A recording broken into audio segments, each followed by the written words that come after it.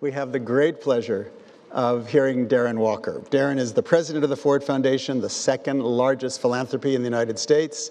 The foundation operates in Asia, Africa, the Middle East, Central and South America. And Darren's personal work, his personal interests, have been about social justice and human rights and urban development and free expression. His career in the social sector followed a decade in international law and finance. Before being named president in 2013, Darren served as the foundation's vice president, and his title is my favorite title of any philanthropic organization. He was the vice president for education, creativity, and free expression. And that just says it. That says Darren. He covered media and journalism, arts and culture, sexuality and reproductive health, and the rights for reproductive health, and educational access with opportunity and a focus on religion. He is an extraordinary person, and he exemplifies what many of you in this room will recognize as the truth of the social entrepreneur. Darren knows that without compassion, there is no joy. And without joy, there's no compassion. And I recently read, it was a little passage in D.H. Lawrence, where he was describing a man that he admired. And he described it in such an interesting way, and I thought, this reminds me of Darren. Lawrence said, he was a man who had the confidence of his tenderness. Darren Walker.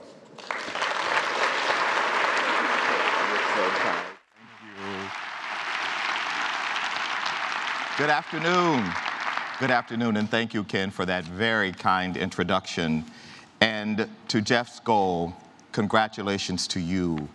Your inimitable vision, your courage, your humility and your audacity has made this all possible. And to my friend Sally, you are indefatigable. It is your ability to think in ways in which most of us in philanthropy don't even have the capacity that makes you so respected, one of the most admired CEOs in all of philanthropy, and you have earned that moniker.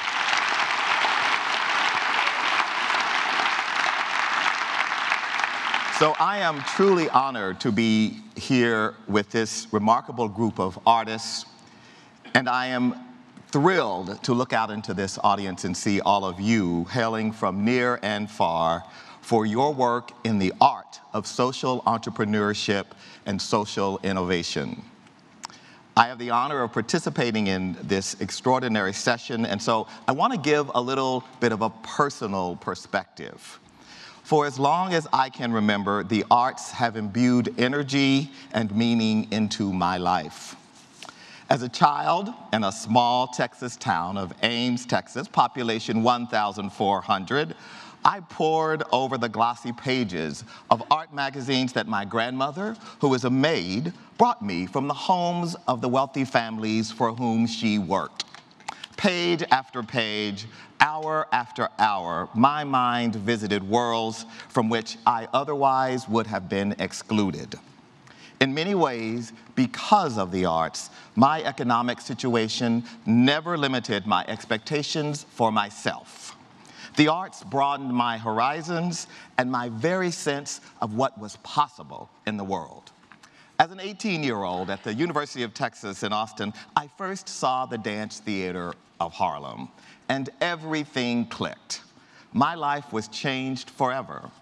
As a young professional in New York in the 80s, I fell in love with the city's museums and galleries and treasured institutions, the likes of which a small-town boy from Texas had never experienced before.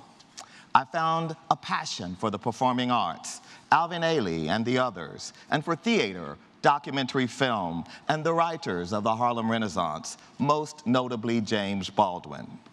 It was Baldwin who, a Ford Foundation grantee, I'm proud to say, who wrote, quote, "The artist cannot and must not take anything for granted, but must drive to the heart of every answer and expose the question the answer hides." To me, this made sense because I was insatiably curious about the world, and in the arts, I found so many answers. And this was a time, too, in the 1980s when I fell in love with an art dealer, and he introduced me to an entirely new world of artists and curators and collectors and critics. I say all of this to say I am a fervent believer in the transformational, uplifting power of artistic expression. I am certain, I am absolutely certain that I would not be standing before you today as president of the Ford Foundation if not for my exposure to the arts. And in turn, during my time in philanthropy, I have advocated passionately for the arts. I have sought new ways to support creative visionaries and to lift the voices of artists around the world who need to be heard.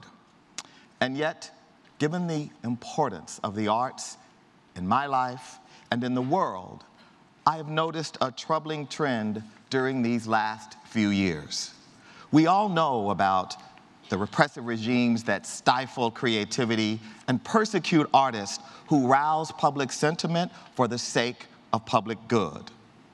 But even where artists do enjoy freedom of expression, artists and art institutions are forced to justify their contributions in economic terms alone.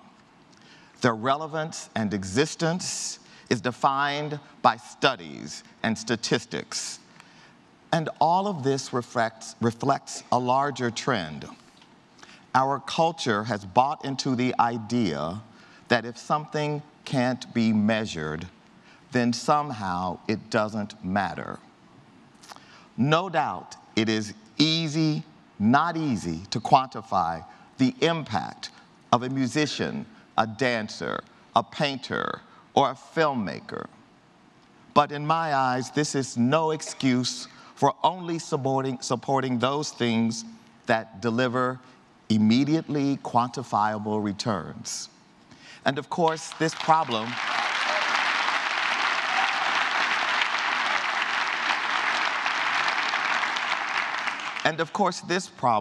is not limited to arts and artists.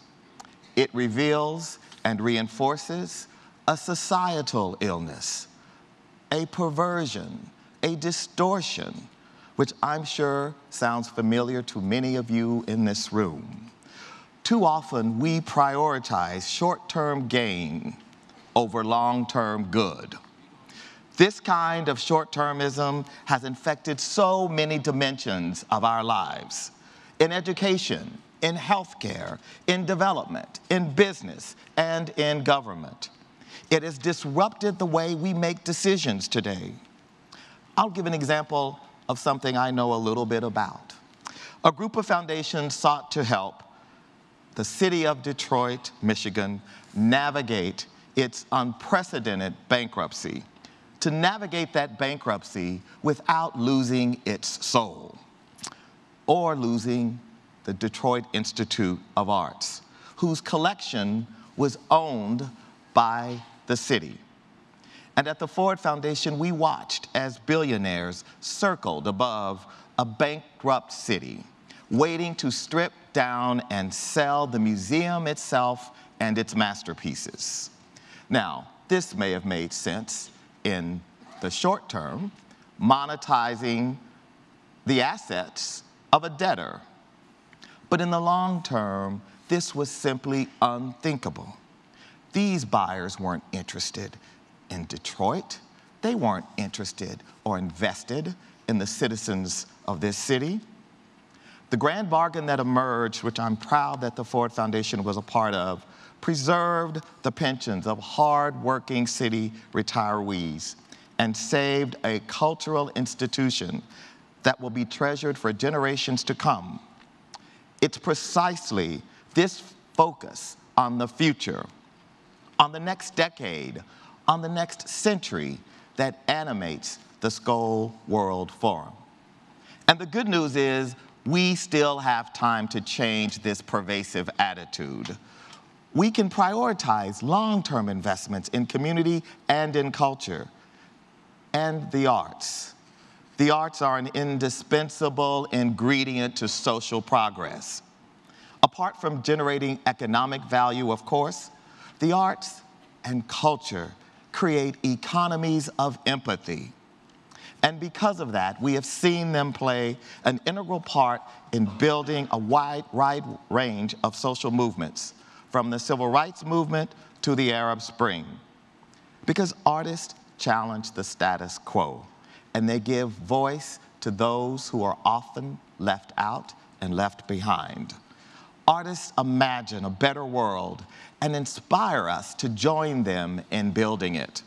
They move us to hope, joy, compassion, resolve, and ultimately action.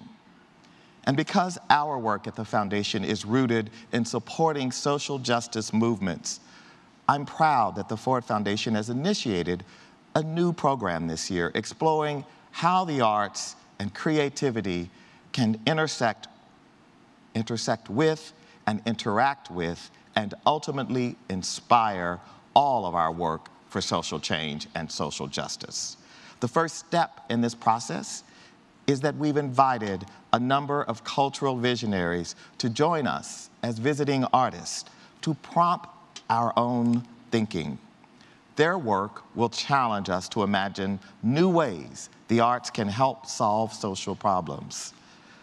These are all complex issues, but we have seen from time and time again how the arts play a role in stirring our passions and awakening our creativity.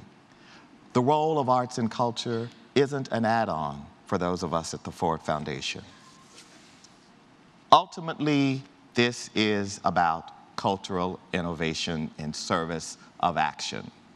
A half-century ago, an American president, John Kennedy, eloquently pointed out, I quote, "There is a connection hard to explain logically, but easy to feel, between achievement in public life and progress in the arts," end quote.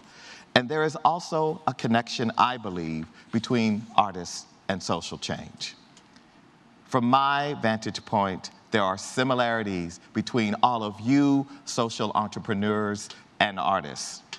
After all, each of you is grappling with serious, difficult problems and approaching them in new, creative ways.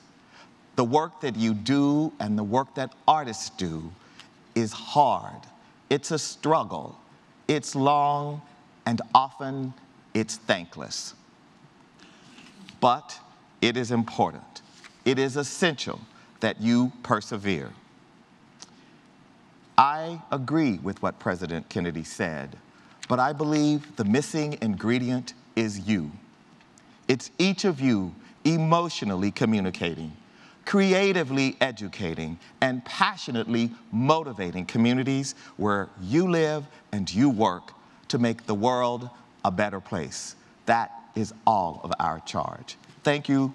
I greatly appreciate this opportunity.